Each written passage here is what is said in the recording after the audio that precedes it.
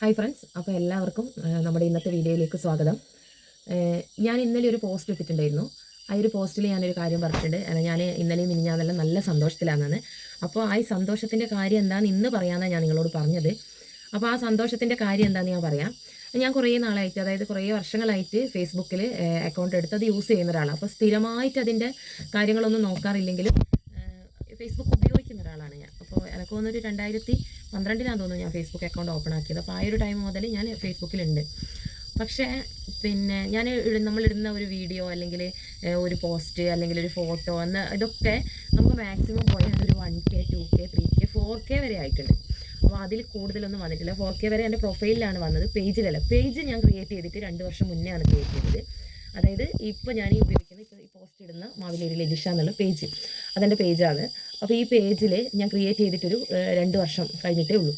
അപ്പോൾ ഇതിനകത്ത് ഞാൻ ഇടുന്ന ഒരു വീഡിയോ എന്ന് പറയുന്നത് ഒരു 1K 2K ഒക്കെ ആവാറുണ്ടായിരുന്നുള്ളൂ.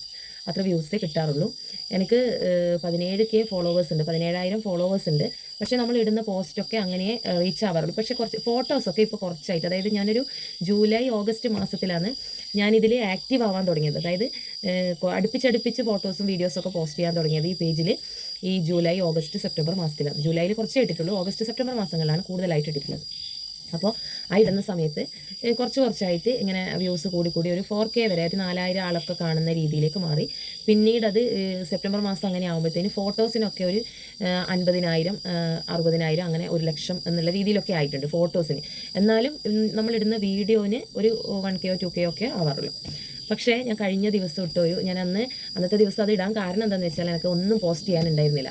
എന്താ ഞാൻ ഇടേണ്ടത്, ഫോട്ടോ എടുക്കാൻ നേരമില്ല, ഒരു വീഡിയോ ചെയ്യാൻ നേരമില്ല, ഒന്നും സമയമില്ല, എപ്പോഴും ഓട്ടാണ്. അപ്പോൾ അങ്ങനെ ഇരിക്കുന്ന സമയത്താണ് ഞാൻ രാവിലെ എന്തായാലും വീട്ടിലത്തെ കിച്ചണിലെ പണികൾ എന്തായാലും ചെയ്യുമല്ലോ. അപ്പോൾ രാവിലത്തെ ചായൻ്റെ കടി ഉണ്ടാക്കുന്ന ആ ഒരു വീഡിയോ എടുത്തിട്ടിടാമെന്ന് മോനോട് പറഞ്ഞ് അങ്ങനെ അവനാണ് വന്നിട്ട് വീഡിയോ എടുത്തത്. അപ്പോൾ ആ ഒരു ദോശ ഉണ്ടാക്കുന്ന വീഡിയോ ഞാൻ ഇട്ടു.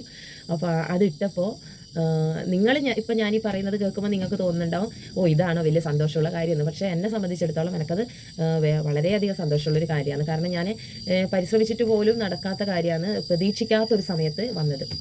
അപ്പോൾ അന്നായിട്ട് ആ ഒരു വീഡിയോയ്ക്ക്, ആ ഒരു ദോശ ചുടുന്ന ആ ഒരു വീഡിയോയ്ക്ക് 5 ലക്ഷത്തിലധികം ആളുകൾ, അതായത് 6 ലക്ഷത്തിനടുത്ത് ആളുകൾ ആ വീഡിയോ കണ്ടു എന്ന് ഉള്ളതാണ് എൻ്റെ ഏറ്റവും വലിയ സന്തോഷം. അതെനിക്ക് എന്താ പറയേണ്ടത്, അത് പ്രകടിപ്പിക്കാൻ പറ്റുന്നില്ല. അത്രയധികം ഹാപ്പിയാണ് ഞാൻ. കാരണം അത്രയും ഒന്നും എത്തുമെന്ന് ഞാൻ ഒരിക്കലും പ്രതീക്ഷിച്ചതല്ല. അപ്പോൾ അതിനെന്നെ സഹായിച്ച എൻ്റെ എല്ലാ സുഹൃത്തുക്കൾക്കും ഒരുപാട് പേര് അത് ഷെയർ ചെയ്തിട്ടുണ്ട്, കമൻസ് ഇട്ടിട്ടുണ്ട്. നിങ്ങളിടുന്ന ഓരോ കമൻസും നമ്മളിങ്ങനെ മറ്റുള്ളവരിലേക്ക് റെക്കമെൻഡ് ചെയ്തുകൊണ്ടേയിരിക്കും. അങ്ങനെ കമൻസും അതേപോലെ റിയാക്ട് ചെയ്യുന്നതും ഒക്കെയാണ് പിന്നെ ഇത് റീച്ച് ആവാനുള്ള കാരണം. അപ്പോൾ അതിനെന്നെ സഹായിച്ച മുഴുവൻ ആളുകളോടും ഞാൻ ആദ്യമേ നന്ദി പറയട്ടെ. വളരെയധികം സന്തോഷമുണ്ട്. തുടർന്ന് അങ്ങോട്ടുള്ള എൻ്റെ വീഡിയോസും നിങ്ങൾ കാണുമ്പോൾ നിങ്ങൾക്ക് ഇഷ്ടപ്പെടുവാണെങ്കിൽ അതൊന്ന് ലൈക്ക് ചെയ്യുക, ഒന്ന് ഷെയർ ചെയ്യുക, ഒന്ന് സപ്പോർട്ട് ചെയ്യുക. ഓക്കെ, അപ്പോൾ ഇന്നത്തെ നമ്മളെ വീഡിയോ എന്ന് പറയുന്നത്, ഞാൻ ഇത്രയും വിളിച്ച് നീട്ടിപ്പോയി, കഴിഞ്ഞ വീഡിയോയിൽ ലാഗാന്ന് പറഞ്ഞിരുന്നു. അപ്പോൾ ഇന്ന് ഞാനിപ്പോൾ ചെയ്യാൻ പോകുന്നത്, ഇപ്പോൾ നിങ്ങൾക്ക് ഏകദേശം മനസ്സിലായിട്ടുണ്ടാവും ഞാൻ എന്താ ചെയ്യുന്നത്. ഇത് നിങ്ങളെല്ലാവരും കണ്ടിട്ടുണ്ടാവും, ഭണ്ണാരം. സാധാരണ ഞാൻ ഇതിനകത്ത് ഇങ്ങനെയുള്ളൊരു ഭണ്ണാരം വാങ്ങിയിട്ട് അതിനകത്ത് കോയിൻസാണ് ഇടാറ്. അതായത് 5 രൂപേൻ്റെ ഒക്കെ കോയിൻസാണ് ഇട്ട് വെക്കാറ്. ചെറിയ കോയിൻസ് ഒന്നും ഇടില്ല, 5 രൂപേൻ്റെ കോയിൻസ് ഇടും. അപ്പോൾ 5 രൂപേൻ്റെ കോയിൻസ് ഇത് ഫുള്ളായി കഴിഞ്ഞാൽ ഏകദേശം ഒരു 5,000 രൂപയോളം കിട്ടും. അപ്പോൾ അത് നമ്മളൊരു പ്രതീക്ഷിക്കാത്തൊരു സേവിങ് ആണ്. അപ്പോൾ അങ്ങനെ കരുതിയിട്ട് നിൽക്കുന്ന സമയത്ത് ഇപ്പോൾ എൻ്റെ കയ്യിൽ 5 രൂപ വരാറില്ല. കാരണം നമ്മളൊരു കടയിൽ നിന്ന് സാധനം വാങ്ങിക്കുമ്പോൾ ബാക്കി പൈസ തരുമ്പോഴാണല്ലോ കോയിൻസ് വരുന്നത്. അല്ലെങ്കിൽ ബസ്സിൽ നിന്ന് ബാക്കി പൈസ തരുമ്പോഴാണ് കോയിൻസ് വരുന്നത്. അപ്പോൾ ഇപ്പോൾ എന്താണെന്ന് വെച്ചാൽ അത്യാവശ്യം എന്തെങ്കിലും ചില്ലറകൾ കയ്യിൽ വരുന്നുണ്ടെങ്കിൽ അത് കുട്ടികൾക്ക് പാസിന് വേണ്ടിയിട്ട് കൊടുക്കും. 5 രൂപയെല്ലാം പാസ് കൊടുക്കും, മുത്തൂട്ടിക്ക് കൊടുക്കും. അതേപോലെ തന്നെ 1 രൂപയും 2 രൂപയെല്ലാം പൊന്നൂനും പാസിന് വേണ്ടിയിട്ട് കൊടുക്കും. അതുകൊണ്ട് തന്നെ കോയിൻസൊന്നും പൈസയൊന്നും അങ്ങനെ ഉണ്ടാവില്ല. അപ്പോൾ ഞാൻ എന്ത് ചെയ്തു, മാറ്റി പിടിച്ചു. നമുക്ക് എന്തായാലും എന്തെങ്കിലും ഒരു സേവിങ്സ് നമ്മൾ അറിയാതെ ഉണ്ടാവണം. അപ്പോൾ നിങ്ങൾ വിചാരിക്കുന്ന പോലെ ലക്ഷങ്ങളൊന്നുമല്ല, ചെറിയൊരു എമൗണ്ട് ആയാലും അതൊരു വലിയ കാര്യമാണ്. അപ്പോൾ അതുകൊണ്ട് തന്നെ ഞാൻ എന്ത് ചെയ്തു, മാറ്റി പിടിച്ചിട്ട് ഞാൻ ഇത് കണ്ടെങ്കിൽ 20 രൂപ, ഈ 20 രൂപേൻ്റെ കോയിൻസ് ഒന്നും ഞാൻ എടുക്കാറില്ല. കടയിലൊന്നും പോയി കഴിഞ്ഞാൽ ചേഞ്ച് ഇല്ല എന്ന് പറഞ്ഞാൽ പോലും ഞാൻ ഇതൊന്നും കൊടുക്കൂല. ഞാൻ കൊടുക്കൂല എന്ന് മാത്രമല്ല, മറ്റുള്ളവർ കൊടുക്കുന്നത് കാണുമ്പോൾ എനിക്കത് തടയാനുള്ള ഒരു ടെൻഡൻസി കൂടുതലാണ്. അപ്പോൾ ഞാൻ ഇവരോട് പറയും, കൊടുക്കല്ല, ഞാൻ പൈസ തരാമെന്ന് പറഞ്ഞിട്ട് ഞാൻ വാങ്ങി വെക്കും. അപ്പോൾ എനിക്ക് അത് ഒരു ക്രേസായി മാറി, അങ്ങനെ എടുത്ത് വെക്കണം എന്നുള്ളത്. അപ്പോൾ ഇത് ഞാനിവിടെ മാറ്റി വെച്ചിട്ടുള്ളത് ഇതിൽ ഫുള്ളായി. അപ്പോൾ ഫുള്ളായിട്ട് ഇതിലിനി ഇടാൻ പറ്റുന്നില്ല. അതുകൊണ്ടാണ് നിങ്ങൾക്ക് ഇതിൽ നോക്കിയാൽ ചിലപ്പോൾ മനസ്സിലാവും, കാണുന്നുണ്ടാവും ഇത് നിറഞ്ഞിട്ടുള്ളത്.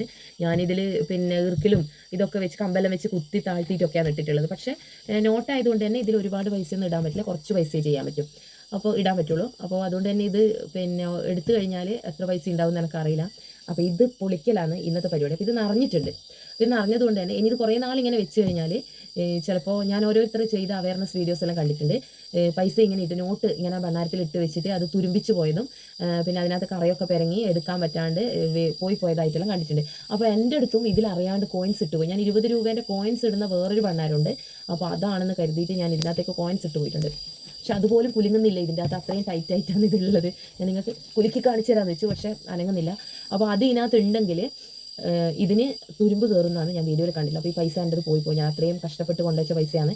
അപ്പോൾ ഇത് ഇന്ന് പൊളിച്ചിട്ട് ഇതിൻ്റെ അകത്ത് എത്ര പൈസ ഉണ്ട് നോക്കണം. എന്നിട്ടത് അക്കൗണ്ടിലേക്ക് ഇടുകയേ ചെയ്യുള്ളൂ, ഉപയോഗിക്കാൻ വേണ്ടിയല്ല. ഞാൻ പറഞ്ഞില്ല, ഇതൊരു സേവിങ്സ് ആണ്. ഓക്കെ, അപ്പോൾ നമുക്കിത് മുറിച്ച് നോക്കാം ഇതിനകത്ത് എത്ര പൈസ ഉണ്ട്. അപ്പോൾ ഞാൻ എൻ്റെ ഉദ്ദേശം എന്താണെന്ന് വെച്ചാൽ ഇത് മൊത്തത്തിൽ പൊളിക്കൊന്നുമില്ല. ഞാൻ ഇതിൻ്റെ താഴെ ഭാഗത്ത് നിന്ന് കട്ട് ചെയ്തിട്ട് പൈസ എടുത്തതിന് ശേഷം ഈ ഭാഗം വീണ്ടും അടച്ചു വെക്കും. ഓക്കെ, അപ്പോൾ മുറിക്കാൻ പോവാണേ. മുറിയോന്നൊന്നും അറിയില്ല.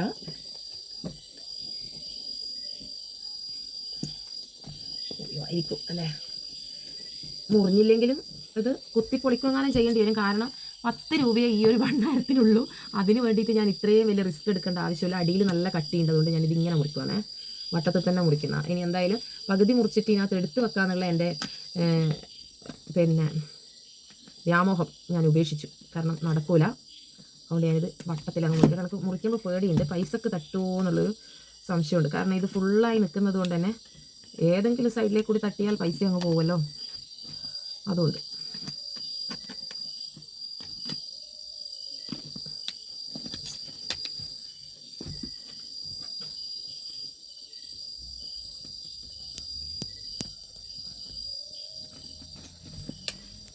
ഓക്കെ, ഇത്ര മുറിച്ചാൽ മതി. വീഴുന്ന പോലും ഇല്ല.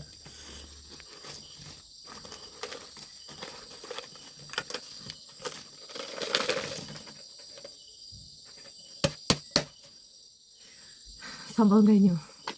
അപ്പോൾ ഇനി ഇതൊരു ടാസ്ക്കാണ്. എന്താണെന്ന് വെച്ചാൽ ഇതിനെല്ലാം ഇനി നിവർക്കണ്ടേ. മൊത്തം പൂപ്പൽ വന്നിട്ടുണ്ട്. അപ്പോൾ നമുക്കിത് നിവർത്ത് നോക്കാം. പൊന്നോ ഹെൽപ്പ് ചെയ്യും.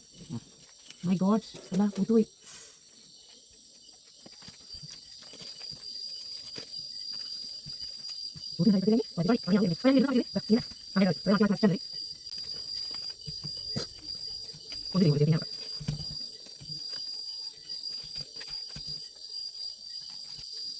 അപ്പോൾ നിങ്ങളോട് ഞാനൊരു കാര്യം പറയാം.